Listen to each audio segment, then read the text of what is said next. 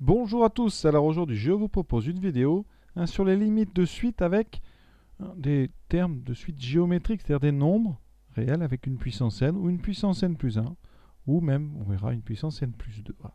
On commence tout de suite, et je vais vous rappeler d'abord la propriété essentielle de tout ça, c'est la limite de q puissance n.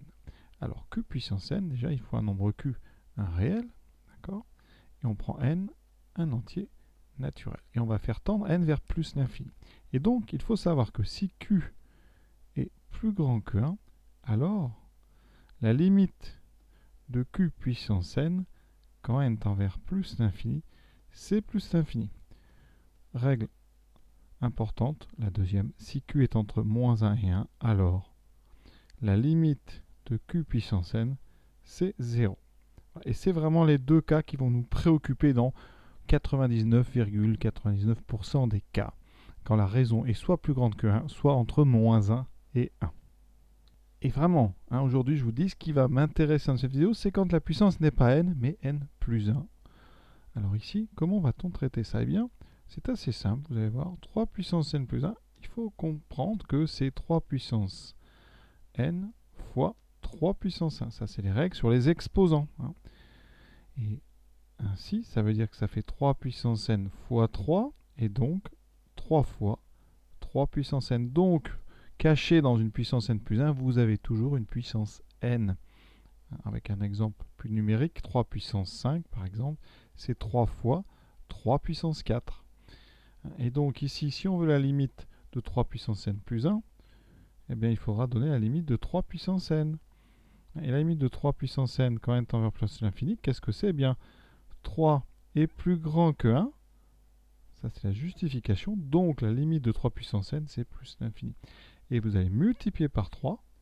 Et donc, la limite en plus l'infini de 3 fois 3 puissance n, c'est plus l'infini. Et vous avez bien compris que la limite donc, de 3 puissance n plus 1, c'est plus l'infini quand n tend vers plus l'infini. Et donc, en s'inspirant de ça, on pourrait faire une propriété générale q puissance n plus 1. Je vais prendre le cas q plus grand que 1. Q puissance n plus 1, c'est égal à q multiplié par q puissance n, d'accord? La limite de q puissance n dans ce cas-là, c'est plus l'infini. Et donc, comme vous multipliez par q, qui est un nombre positif, on multiplie par q qui est positif, ça veut dire que la limite de q fois q puissance n, ça sera aussi plus l'infini. Et donc, conséquence, si q est supérieur ou égal à 1, strictement, alors la limite de q puissance n plus 1, c'est la même limite que q puissance n. D'accord? Le problème est exactement le même, c'est donc plus l'infini. Et ça va nous permettre, vous allez voir, de faire bien, la deuxième question directement. 1,6 est plus grand que 1 strictement, donc la limite de 1,6 puissance n plus 1 est bien égale à la limite de 1,6 puissance n, on vient de le démontrer. C'est donc égal à plus l'infini. Ensuite, on va multiplier ça par moins 2. Donc, la limite, quand n tend vers plus l'infini, de moins 2 fois 1,6 puissance n plus 1. Comme on multiplie par un nombre négatif quelque chose qui tend vers plus l'infini, ça tend vers moins l'infini. Et ensuite, donc ça c'est par produit, par moins 2. Et on va rajouter 3. Donc par addition, la limite, quand n tend vers plus l'infini, de 3 moins 2 fois 1,6 puissance n plus 1, bien ça sera, on rajoute 3, quelque chose qui tend vers moins l'infini, ça tend vers moins l'infini. Donc vous voyez que ce n'est pas si dur que ça.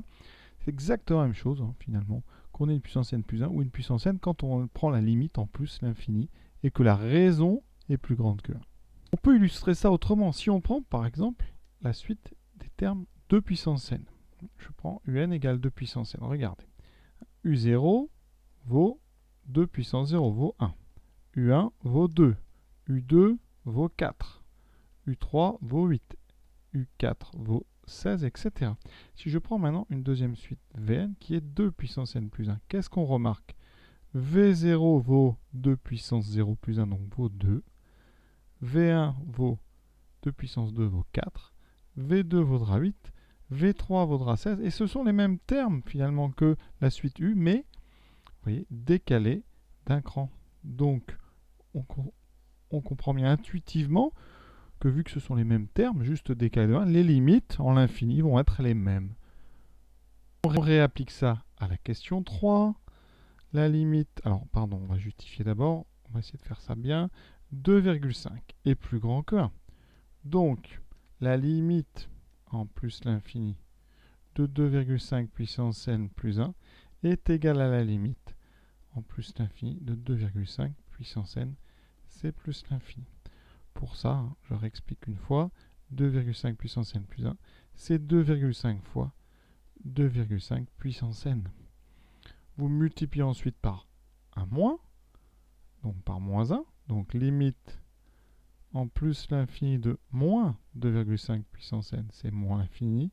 On rajoute moins 5, donc limite en plus l'infini de moins 5 moins 2,5 puissance n, c'est aussi moins l'infini. Quatrième, cette fois-ci, on a un 2 dans la puissance, donc 2 est plus grand que 1, strictement. Donc, limite de 2 puissance n plus 1, en plus l'infini, ça sera la même limite que 2 puissance n.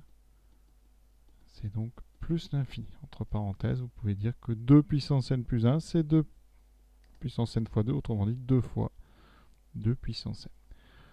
On a juste à rajouter ce moins, donc la limite en plus l'infini de moins 2 puissance n plus 1, ça sera moins l'infini. On rajoute 10 à quelque chose qui tend vers moins l'infini, ça ne change pas cette limite. La limite de 10 moins 2 puissance n plus 1, ça sera donc moins l'infini. Maintenant, un nouveau problème. Si je prends Q entre moins 1, si Q, ici, alors, c'est donc moins 0,6, donc on a Q entre moins 1, qu'est-ce qu'on peut dire? Alors, déjà, Q puissance n plus 1, on l'a dit, c'est Q fois Q puissance n. C'est vraiment au cœur de ce que je suis en train de faire. Ça, c'est très important. Ici, on sait que Q puissance n va tendre vers 0, puisque Q est entre moins 1 et 1. D'accord? Ça, c'est très très important. Donc ici, limite de Q puissance n, c'est égal à 0. Et vous allez multiplier ça par Q, qui est un nombre entre moins 1. Donc on multiplie une suite qui tend vers 0 par une constante. Et donc la limite de Q fois Q puissance n, c'est aussi 0. Conclusion, on peut rajouter une autre propriété. Si Q est entre moins 1 et 1, la limite de Q puissance n plus 1 est aussi égale à la limite de Q puissance n, et elle vaut 0. D'accord? Donc la présence d'une puissance n plus 1 ne va pas changer les limites, que ce soit une raison plus grande que 1 ou une raison entre moins 1 et 1. Et donc pour le numéro 5, eh bien on a 0,6 qui est bien entre moins 1 et 1. Donc, d'après ce que je viens de dire, la limite de 0,6 puissance n plus 1 est égale à la limite de 0,6 puissance n et elle est égale à 0. Entre parenthèses, vous pourrez justifier que 0,6 puissance n plus 1, c'est 0,6 fois 0,6 puissance n. On multiplie par un moins, donc limite en plus l'infini de moins 0,6 puissance n plus 1, c'est 0. On rajoute 7, cette fois-ci ça va être important. Limite en n plus 1 de 7 moins ça. Vous avez bien compris que pour mettre ce 7, en fait on rajoute 7, et donc la limite devient 7.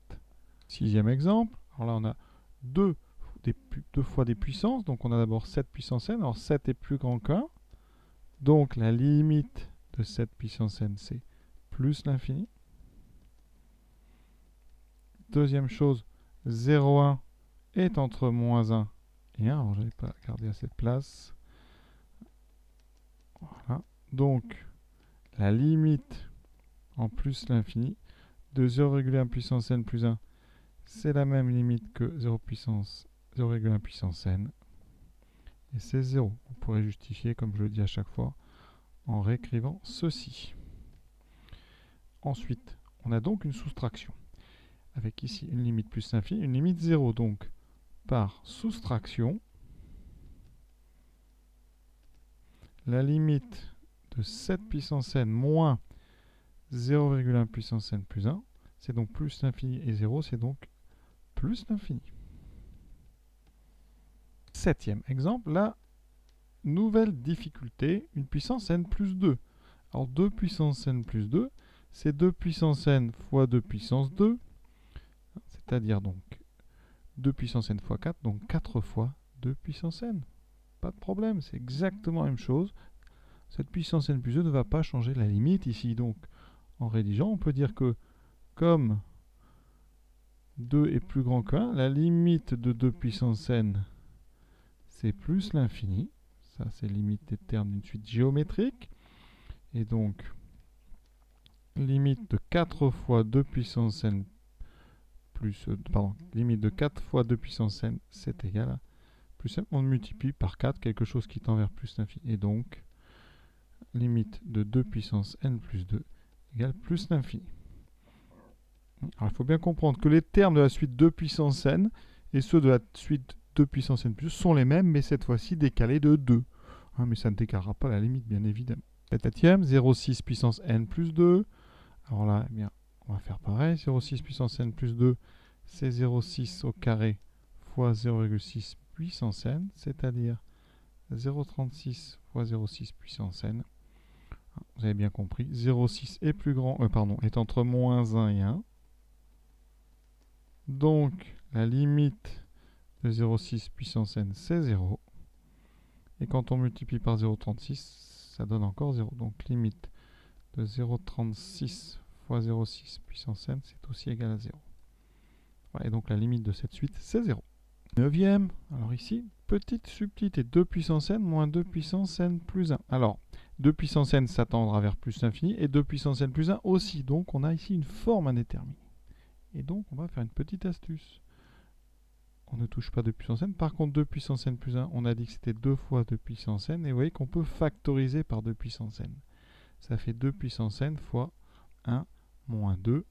Ce qui fait ici donc 2 puissance n fois moins 1. Donc moins 2 puissance n. Conclusion. Comme 2 est plus grand que 1, la limite de 2 puissance n, c'est plus l'infini. Et donc, on multiplie par moins 1. Donc, la limite de moins 2 puissance n, c'est moins l'infini. Et donc, cette suite, elle tend vers moins l'infini. Dixième et dernière limite. On a encore ici une différence. Alors, 0,5 est entre moins 1 et 1. Donc, cours sur la suite géométrique, limite de 0,5 puissance n, c'est 0. Maintenant, on a 0,6 puissance n plus 1. Donc, vous pouvez, si vous voulez, dire que ça fait 0,6 fois 0,6 puissance n. Et donc, la limite... Alors, pardon, je ne vais pas rédiger comme ça. On va dire ici que 0,6 est entre moins 1 et 1. Donc, limite de 0,6 puissance, eh bien, n, c'est 0. On peut le faire comme ça. Et donc, limite de 0,6 puissance n plus 1, c'est aussi 0. Voilà. Qu'est-ce qu'il reste à faire ici? Soustraction de 2 suites qui tendent vers 0 par soustraction. Limite de 0,5 puissance n moins 0,6 puissance n plus 1, c'est égal à 0. D'accord? Alors cet exercice est terminé. Donc vraiment j'insiste, il ne faut pas que ça reste un problème pour vous, ces puissance n plus 1 ici qu'on voit partout. Hein. Vous les transformez tout de suite. Hein. D'accord? En sortant, ici comme je l'ai fait, hein, ici 0,6 puissance n plus 1, c'est 0,6 fois 0,6 puissance n. Et voilà, le tour est joué, vous êtes débarrassé de ce problème. Voilà, j'espère que ça vous a permis, en tout cas, de répondre à ce petit problème si vous l'aviez. Sinon, en tout cas, je vous souhaite une bonne journée à tous.